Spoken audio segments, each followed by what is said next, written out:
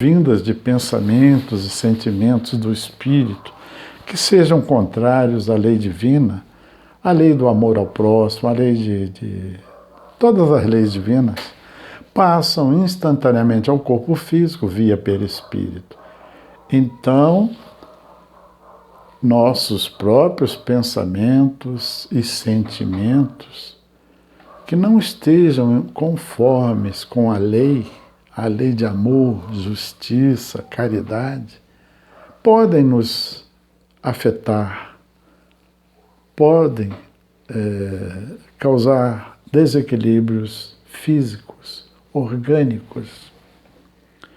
Joana de Ângeles acrescenta que os livros de medicina explicam existirem no organismo humano, desde o nascimento, micróbios, vírus, bacilos e bactérias capazes de produzir várias doenças, mas que, devido à quantidade ínfima de cada tipo desses seres microscópicos, eles não causam incômodos, doenças ou afecções mórbidas, pois ficam impedidos de proliferar além da cota mínima que o corpo humano pode suportar sem adoecer. Cargas genéticas ou radiações nocivas que partem das estruturas energéticas do perispírito na direção do corpo, em ondas sucessivas, criam áreas específicas nas quais podem se instalar ou se desenvolver essas vidas microscópicas encarregadas de produzir os fenômenos compatíveis com os quadros das necessidades morais do indivíduo. Parece complicado, né? Esses seres microscópicos se alimentam das energias nocivas que chegam ao físico, conseguindo se multiplicar mais rapidamente, causando doenças. Na presença de energia nociva no corpo físico, esses germes ultrapassam o limite de segurança, aquela cota mínima biológica fixado pela sabedoria da natureza, e proliferam e destroem os tecidos do seu próprio hospedeiro.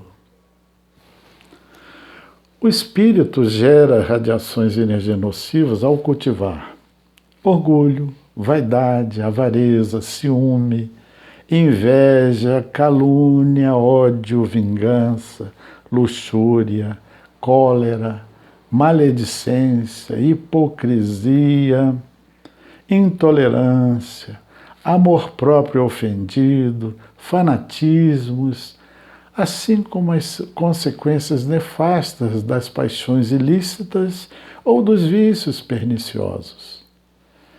Dos livros de André Luiz, 2 exemplos de causas de doenças situadas em encarnações anteriores do indivíduo.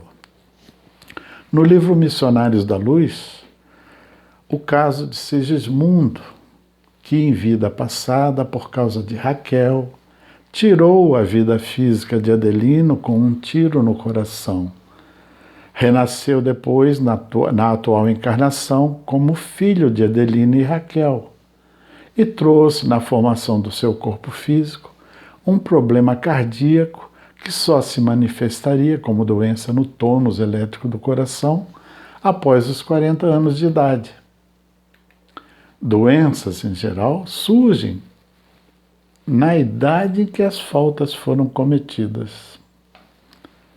No segundo exemplo do livro Ação e Reação, Adelino Silveira, que no século XIX foi filho adotivo de um fazendeiro de grandes posses, era muito unido ao pai. Aos 42 anos, o seu pai casou-se com uma jovem de 21 anos, a mesma idade de Adelino. Os 2 jovens, Adelino e a madrasta, apaixonaram-se e tramaram ambos a morte do pai e marido. Adelino, a pretexto de cuidar do pai doente, deu-lhe uma bebida forte e depois lhe ateou fogo ao corpo. Morte muito dolorosa. Depois de tudo consumado, Adelino casou-se, mas, atormentado pelo remorso, não foi feliz. No mundo espiritual, passou por padecimentos intensos e contínuos. Arrependeu-se e reencarnou no século XX, trazendo desde pequeno o corpo quase todo tomado por eczema extenso. Joana diz também que, pelas leis divinas, ninguém pode abusar impunemente dos tesouros inalienáveis de que usufrui na condição de ser inteligente. E mostra-nos, mediante interpretação da parábola dos talentos, a situação. Obviamente que deve ser buscado alívio e combate às doenças que se manifestam no nosso corpo. Temos que recorrer à medicina para aliviar e curar, onde cabível, utilizando medicamentos e métodos disponíveis. Deve-se ter sempre em mente que a cura integral é obtida quando combatidas as causas. Pensemos no que diz Joana de Ângeles no livro Leis Morais da Vida, no tópico 7.5.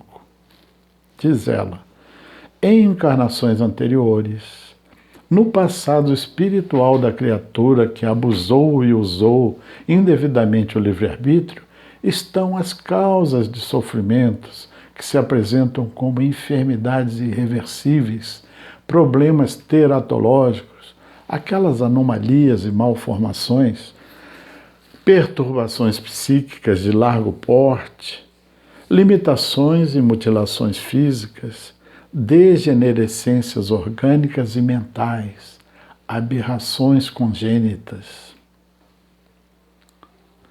Enquanto o espírito sofredor e doente permanecer indisciplinado, emitindo vibrações energéticas nocivas e persistir em forças deletérias no perispírito, não se completa a cura.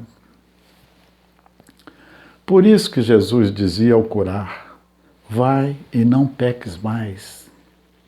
De fato, as medidas profiláticas têm que se iniciar na conduta mental e se exteriorizar na ação moral, refletindo o velho conceito latino, mens sana in corpore sano.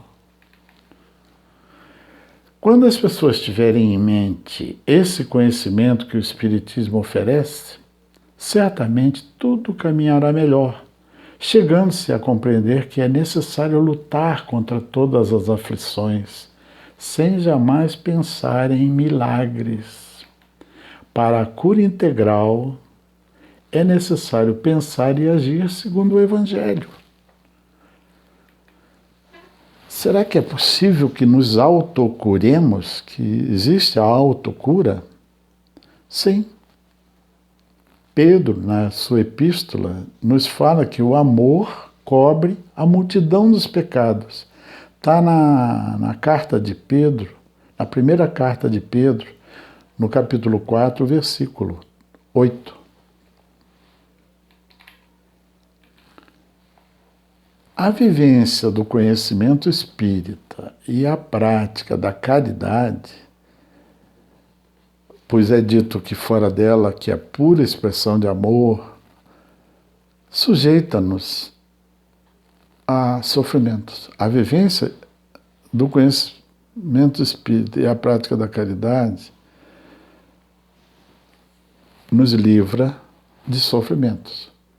Fora dela, que é pura expressão de amor, sujeitamos-nos a sofrimentos. A obediência aos ditames divinos inscritos em nossa consciência e o uso acertado do nosso livre-arbítrio são antídoto contra o sofrimento e grande fonte de alívio, poderosa fonte de alívio. No Emmanuel, o Espírito Emmanuel, no livro que leva seu nome, Emmanuel, pela psicografia de Chico Xavier, no capítulo 23, intitulado A Saúde Humana, no subtítulo Medicina Espiritual, escreve que a saúde humana nunca será o produto de comprimidos, de anestésicos, de soros, de alimentação artificialíssima. o homem terá que voltar os olhos para a terapêutica natural, que reside em si mesmo, na sua personalidade e no seu meio ambiente. A medicina precisa criar os processos naturais de equilíbrio psíquico, em cujo organismo, se bem que remoto para as suas atividades anatômicas, se localizam todas as causas dos fenômenos orgânicos tangíveis. A medicina do futuro terá que ser eminentemente espiritual, posição difícil de ser atualmente alcançada em razão da febre maldita do ouro. Mas os apóstolos dessas realidades grandiosas não tardarão a surgir nos horizontes acadêmicos do mundo, testemunhando o novo ciclo evolutivo da humanidade. Falamos disso pelo valor e pela responsabilidade e credibilidade que o Espírito Emmanuel nos merece, ou que merece no meio espírita. Ele continua: o estado precário da saúde dos homens nos dias que passam tem o seu ascendente na longa série de abusos individuais e coletivos das criaturas, desviadas das leis sábias e justas da natureza. A civilização, na sua sede de bem-estar, parece haver homologado todos os vícios da alimentação, dos costumes, do sexo e do trabalho. Há curas espirituais? Sim, desde que o Evangelho seja seguido, que o ensinamento de Jesus seja seguido, que o amor ao próximo seja praticado. Centros espíritas fazem tratamentos com água fluidificada, magnetizada, com passes magnéticos, fluídico-magnéticos, que removem energias, transfundem energias sãs, substituem energias malsãs por energias boas. Um outro tratamento nos centros espíritas é o tratamento desobsessivo, que faz com que longos sofrimentos persistentes e de longa data, sejam terminados através da compreensão da necessidade e da execução do perdão. Amor ao próximo. Não fazer ao outro o que não queremos que nos seja feito. A desobsessão é um tratamento espiritual que visa o nosso bem-estar, sim, porque ele esclarece e liberta os envolvidos, os espíritos, os seres envolvidos, mediante orientação e conversa amorosa, executada de maneira firme e bem conduzida à luz dos princípios espíritas e do Evangelho de Jesus. Um outro tratamento fácil, comum e esquecido por nós é a prece. É um valiosíssimo recurso de caridade e de equilíbrio psíquico. A prece em nosso benefício ou em benefício de outrem é caridade e leva a equilíbrio psíquico, nosso e dos outros. Na verdade, temos no meio espírita o conhecimento de que doença e sofrimento constituem um sábio recurso pedagógico divino para o nosso aprendizado e progresso, que vai acontecer com a nossa liberação, a liberação de nosso espírito, perispírito e corpo, desses sofrimentos todos, conforme nos afirma Joana de Ângeles. André Luiz, nas suas publicações, nos seus livros, tem um espírito benfeitor que o acompanhou, o ensinou, que esse espírito clarense destaca que o papel da dor em nossas vidas, depois do poder de Deus, A dor é a única força capaz de alterar o rumo dos nossos pensamentos, compelindo-nos a indispensáveis modificações.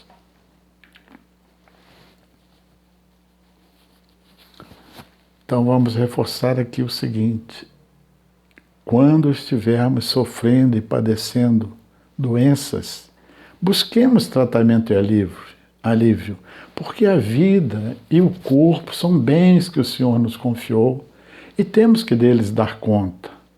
Lembremos-nos da parábola dos talentos, lembrada lá por Joana de Ângeles, e que falamos há pouco. O Espiritismo explica por que e para que sofremos.